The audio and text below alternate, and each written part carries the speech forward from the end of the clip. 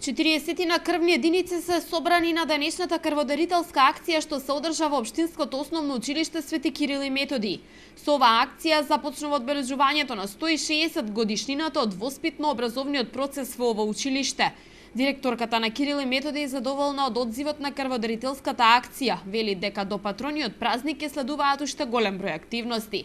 Нашите 160 години ќе ги обележиме со голем број на активности, значи како што кажав, почнуваме со крводарителскава, а потоа ќе има огромен број на активности, како што се модни ревии, како што се забави за учениците, како што се театарски представи, како што се игри на знаење, квизови, и во сите тие ќе учествуваат многу учесници надвор од нашето училиште, значи ќе бидат поканети градинките, ќе бидат поканети сите општински училишта, дел од средните училишта во одредени активности каде што можат да се вклучат, а се разбери и нашите партнери со кои што склучивме меморандум за соработка.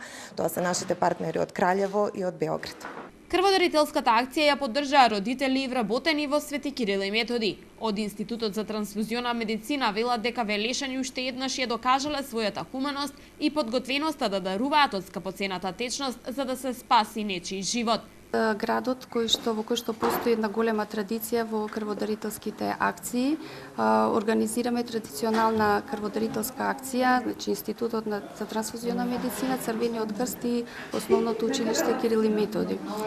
Очекуваме 50 на крвни единици да собереме. До сега има доста голем одзив, да кажам, еве нестрпливо чекаат крводарителите да даруваат крв. Значи и овој пат несебично ја покажуваат својата хуманост. Ова е прва крводарителска акција во Основното Свети Кирил и Методи, но од училиштето велат дека хуманата мисија ќе продолжи во иднина.